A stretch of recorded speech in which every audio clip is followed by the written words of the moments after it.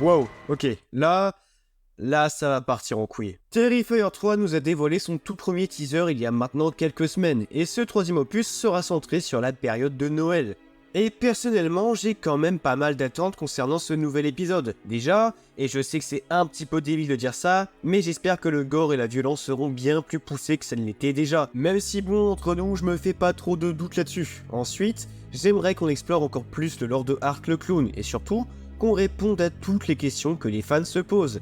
Terrifier 3 devrait sortir en octobre 2024, et cette vidéo, même s'il est quand même vachement en avance, a pour but de faire une petite rétrospective de tous les courts-métrages et les films de la licence. Et par la même occasion, j'aimerais vous apprendre des choses, que ce soit sur les acteurs, le lore ou encore la production. Sur ce, moi c'est Grim, j'espère que vous allez bien. Aujourd'hui on va pénétrer dans un monde étrange où le slasher rencontre la fantasy. On est donc parti pour parler de Terrifier.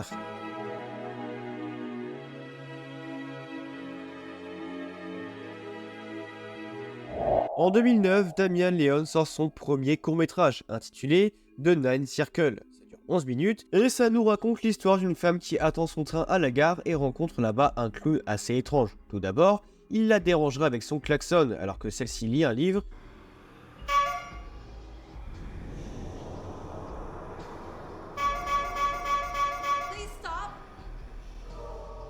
Et il finira par lui offrir une rose. Et en la prenant un peu à contre-cœur, elle se rendra compte qu'à l'intérieur de celle-ci se trouvent des cafards. Pris de panique et voulant absolument s'enfuir, le clown l'attrapera et lui injectera un produit qui lui fit perdre connaissance. Notre protagoniste se réveillera alors dans un endroit qui lui est totalement inconnu, un endroit semblable à l'enfer, et elle y rencontrera des sortes de monstres humanoïdes semblant faire partie d'une secte. Ces derniers auront l'idée de l'attacher à des chaînes et de lui faire assister à l'exécution d'une femme enceinte. Les membres de la secte vont alors la tuer et remplir un verre avec son sang. Le diable en personne va alors arriver et le boire, parce que je suppose qu'il a que ça à faire. Le court-métrage se termine là-dessus et il n'y a pas à dire, pour une première expérience, le réalisateur, Damian Leone, n'a pas froid aux yeux et s'est affirmé en montrant son style. Parmi ce premier projet, un élément va attirer l'attention des spectateurs. Et oui, je vous le donne dans le mille, cet événement c'est le clown du début. Totalement muet et mystérieux, il va tellement plaire au public que Damian Leone aura l'idée de lui consacrer un court-métrage à part entière. Il commencera alors à écrire une histoire qui devait inclure un nouveau personnage. Ce personnage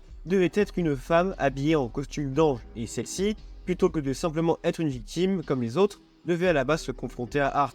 Mais cette idée sera finalement abandonnée. Sortira alors en 2011 Terrifier, ayant une durée d'environ 20 minutes. Ce court-métrage nous présente alors une jeune femme qui, tentant d'aller à New York, s'est égarée. Elle a alors l'idée de faire son plein et de demander son chemin à quelqu'un. C'est alors qu'elle va assister à une scène plutôt étrange, puisqu'à la station où elle s'est arrêtée, un agent d'entretien vient de foutre dehors un homme déguisé en clown parce qu'il a chié et pissé partout.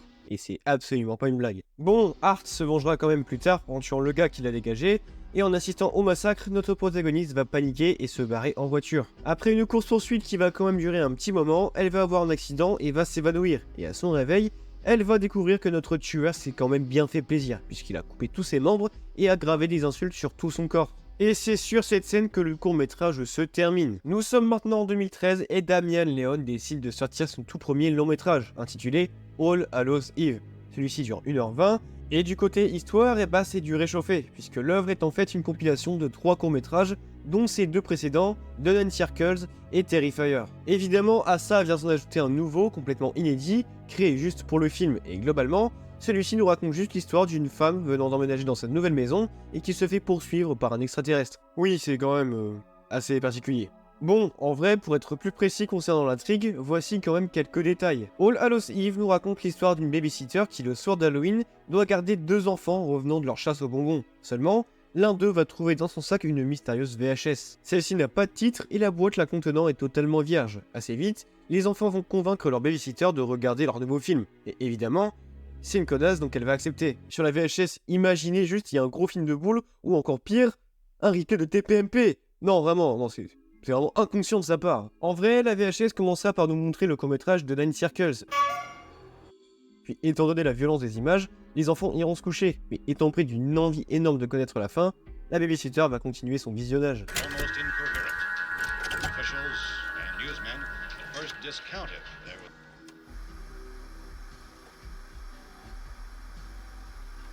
Et elle découvrira le court-métrage avec les extraterrestres, aussi bizarres soient-ils. Et pour finir, elle assistera à Terrifier. Sauf qu'une fois la cassette terminée, une dernière scène se lance. Une scène où Hart brise le 4e mur.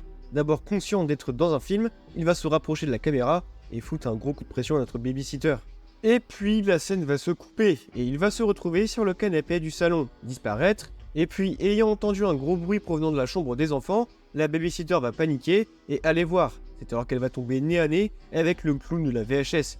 Elle ouvrira ensuite la porte de la chambre et retrouvera les enfants complètement morts. Et c'est sur cette scène complètement cauchemardesque que All Hallows Eve se termine. Et il y a quand même pas mal de trucs à dire. Bon, alors déjà, j'ai donné il y a quelques mois mon avis concernant ce film sur Twitter, et franchement, j'ai beaucoup aimé. Et d'ailleurs, ça me permet en même temps de faire ma petite pub.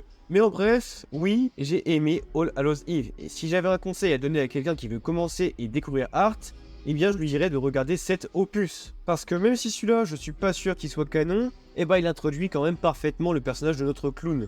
Déjà par son apparence, ensuite par ses entre guillemets techniques qu'on verra dans les suites, comme par exemple le fait de droguer ses victimes pour les endormir, la fameuse habitude qu'il a de fouetter les gens avec des objets tranchants, ou encore son délire d'essayer d'étouffer ses proies avec des sacs plastiques. Et là où j'aime bien All Hallows Eve, c'est dans sa manière à nous faire comprendre et à nous introduire Hart comme une entité surnaturelle et non comme un humain. Déjà par son rapport avec le diable et les enfers dans The Nine Circles, ou encore dans sa manière à briser le 4e mur à la fin du film. On sent comme une aura maléfique émanant du personnage, comme si c'était plus qu'un simple taré déguisé en clown, comme si il était là dans un autre but. Enfin bref, après avoir réalisé All Hallows Eve, Damian Leone va ensuite travailler sur 2 films, mais ces derniers ne vont pas nous intéresser plus que ça. Enfin bon, nous voilà alors en 2016, et notre réalisateur va enfin décider d'aller plus loin avec le personnage de Hart le clown, et de lui donner le premier rôle dans un long métrage. Et oui, vous l'avez dans le mille, ce long métrage, ce sera Terrifier. En 2015, Leone lance une campagne de financement en ligne sur le site Indiegogo. Campagne qui arrivera vite à son terme grâce à Philip Falcone, un homme d'affaires américain. Damian Leone a alors en sa possession 35 000 $ pour réaliser son prochain projet. Sauf que le problème, c'est que 35 000 $ c'est extrêmement peu pour réaliser un film. Par ordre de comparaison, le premier Halloween, qui était lui aussi un film indépendant, a quand même coûté 325 000 $, et le premier Vendredi 13, quant à lui, un demi-million. Donc à côté, les 35K de Terrifier, c'est vraiment rien. Côté casting, les acteurs sont vraiment pas connus, donc je vais pas m'attarder dessus. Mais s'il y a bien un changement majeur, c'est évidemment du côté de Hart le clown. Parce que si dans les œuvres précédentes, notre tueur était incarné par Mike Gianelli, eh ben celui-ci ne reviendra pas, préférant arrêter sa carrière. Si t'avais su mon gars. Sauf que durant la phase de casting, un interprète va se détacher du lot. David Howard Thornton va pendant son audition improviser une scène de meurtre en tant que mime. Ce mec est réellement terrifiant. Et c'est cette improvisation qui va lui faire décrocher le rôle. Et franchement, ce mec est trop fort, sa performance est juste remarquable. C'est très simple, si Mike Gianelli était plutôt bon et convaincant dans le rôle du personnage, eh bien David Howard Thornton se l'approprie pour mieux le sublimer. Mais bref, de quoi nous parle ce premier Terrifier? Eh bien globalement pas de grand chose, et c'est vraiment ce qui lui sera reproché. Le film est un slasher basique comme on en a vu maintes et maintes fois, le schéma est d'ailleurs plutôt classique. On va y suivre comme dans bon nombre de métrages du genre, un tueur, ici Hart le clown, qui voudra simplement s'exercer à sa passion en tuant tout ce qui bouge. Il jettera d'abord son dévolu sur 2 amis fêtant Halloween, et il va évidemment les massacrer, la première en la pendant par les pieds, puis en la découpant par la suite avec une scie devant les yeux horrifiés de sa pote. Et celle-ci s'en sortira d'ailleurs bien mieux. Elle va bien faire galérer notre clown à tel point que celui-ci va rager et lui foutre une balle en pleine tête. Après ça, il se donnera l'objectif de tuer Victoria, la sœur de notre victime précédente, mais il n'y arrivera pas, et alors en proie à des flics qui pointent leurs armes sur lui, il va décider de finir les choses à sa manière en mettant fin à ses jours. Sauf qu'une fois arrivé à la morgue, le côté surnaturel du personnage prend le dessus et le ramène à la vie. Se termine donc Terrifier.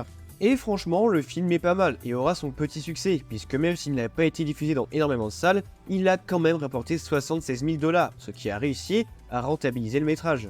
Alors évidemment, Terrifier c'est un film d'horreur classique, il n'est pas là pour révolutionner le domaine ou pour faire se poser des questions aux spectateurs, mais plutôt pour un autre but bien précis. Le film est là juste pour le fun, juste pour montrer du gore bête et méchant, et il n'y a aucun mal à ça. Perso je trouve ça bien de temps en temps de juste lâcher prise, de pas se prendre la tête, et de simplement regarder un truc vénère histoire de se défouler. Le 12 février 2019, Damian Leone annoncera sur les réseaux sociaux travailler sur la suite de Terrifier. Et pour ce second volet de la saga, il aura l'idée pour cette suite de reprendre un concept qu'il a eu plus de 10 ans auparavant. L'idée d'une femme au costume d'ange se confrontant à notre antagoniste. Il va alors créer Sienna, la final girl de l'histoire, totalement inspirée des héroïnes les plus cultes du cinéma, comme par exemple Laurie Strode, Sarah Connor ou encore la GOAT, Ellen Ripley. Léon passera 3 mois consécutifs à bosser uniquement sur ce personnage, et évidemment, pour l'interpréter, il choisira l'actrice Lorraine Lavera, qui est une habituée de films à bas budget et de courts-métrages indépendants. La principale critique qui était faite au premier film, c'était de ne pas raconter grand-chose, et bien pour ce deuxième opus, ce problème sera réglé. En effet, Léon a pour projet dans cet épisode d'étoffer le plus possible le lore et la mythologie de son univers. Tout d'abord avec un petit caméo de Victoria, victime du premier film, ayant développé une sorte de lien avec notre clown. Ensuite avec le personnage de Sienna, dont le père décédé était intimement lié lui aussi avec notre antagoniste. Et enfin avec le personnage de la petite fille accompagnant Hart dans cette nouvelle histoire. Donc oui, le principal objectif de Terrifier 2, en plus d'aller encore plus loin dans le gore et la violence, c'est d'ajouter du lore à cet univers. Et même si beaucoup de questions restent encore sans réponse, eh bien on va pas se mentir, c'est quand même réussi. En témoigne la durée du film, passant de 1h20 pour le premier à 2h10 pour le second. Mais bref, rapidement, de quoi nous parle Terrifier 2 ? Direct après le premier film, Hart sera ressuscité par une entité inconnue, prenant les traits d'une petite fille pâle et revêtue d'une tenue similaire à notre clown. Un an s'écoule alors et on découvre les deux protagonistes de l'histoire, une sœur, Sienna, et son frère Jonathan. Et malheureusement, tous deux ont perdu leur père récemment à cause d'une tumeur au cerveau, sauf que celui-ci avait un cahier dans lequel il dessinait souvent. Parmi les dessins, on peut noter les victimes du premier film, ce qui est assez bizarre, mais également un dessin d'une femme en costume d'ange. Enfin bref, Halloween se rapproche à grands pas et histoire d'honorer la mémoire de son père, Sienna décide d'aller en soirée déguisée avec le costume que celui-ci avait dessiné quelques années auparavant. En parallèle de ça, elle commence régulièrement à faire des cauchemars dans lesquels un mystérieux clown vient la hanter. Elle découvre également que son petit frère commence à développer une sorte de fascination morbide pour Hart, un clown tueur, ayant commis un massacre un an auparavant. Et celui-ci commencera d'ailleurs à le hanter dans la vraie vie. De son côté, Hart, toujours fidèle à lui-même, fout le bordel et tue des gens. Maintenant accompagné de sa nouvelle pote, il décidera de s'en prendre à nos protagonistes, d'abord en foutant un moins de sang au fusil à pompe à leur mère, et ensuite en kidnappant Jonathan. Action qui força alors Sienna à venir le sauver dans une fête foraine abandonnée. Sauf qu'entre-temps, elle découvrira un détail important.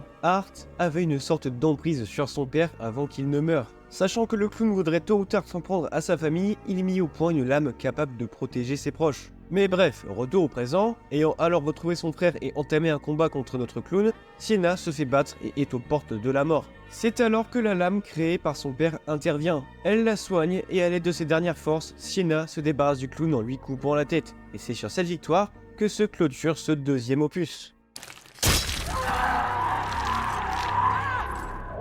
Les Dents de la Mer, Psychose, L'Exorciste ou encore Cannibal Holocaust, tous ces films ont un point commun. À leur sortie, ils ont tous choqué le public. Et évidemment, c'est pareil pour Terrifier 2, des spectateurs vomissent, certains s'évanouissent, d'autres doivent carrément repartir avec les secours. Tous ces événements vont rapidement lui conférer une sacrée réputation. Tellement que ce qui était censé être un petit film indépendant est vite devenu le nouveau défi pour se faire peur, et le phénomène va tellement faire parler de lui qu'une sortie en France 2 mois plus tard sera prévue. Bon, par contre, le problème c'est qu'une VF a dû être préparée à la va-vite.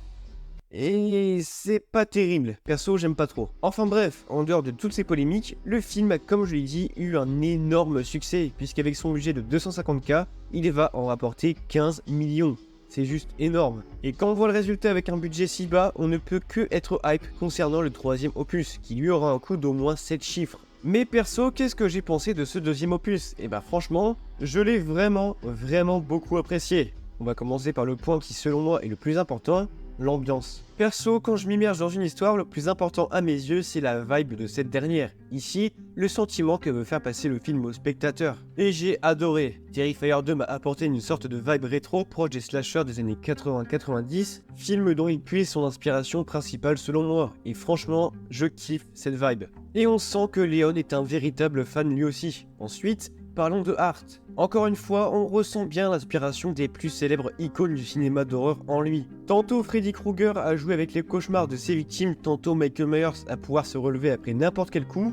Bien loin du simple tueur assez basique du premier opus, ici, il s'impose comme beaucoup plus. Oh, c'est beau putain. Évidemment, et ça ce n'est pas du goût de tout le monde, mais oui, Hart est une entité surnaturelle, étroitement liée aux enfers et au diable lui-même, en témoigne de Nan Circle. Et ce côté surnaturel est bien présent ici, que ce soit quand il fait brûler la chambre de Sienna, quand il apparaît dans ses cauchemars, ou encore dans sa relation avec Victoria. On peut d'ailleurs faire un parallèle assez facilement avec notre héroïne. Art le clown est le mal par excellence, il tue tout ce qui bouge, chie partout, et n'est présent que pour semer le chaos. Et Sienna, quant à elle, c'est le bien, véritable ange, elle cherche avant tout à protéger ses proches. Enfin, je suis pas très bon en analyse, mais vous voyez rapidement où je veux en venir. Sur ce, j'ai pas grand chose d'autre à dire, je vais donc conclure cette vidéo là-dessus, j'espère qu'elle vous aura plu, et surtout, j'ai une petite annonce à faire. Si vous aimez le cinéma ou la pop culture en général, eh bien avec Marley PK, on a créé un podcast qui s'appelle tout simplement Popcast.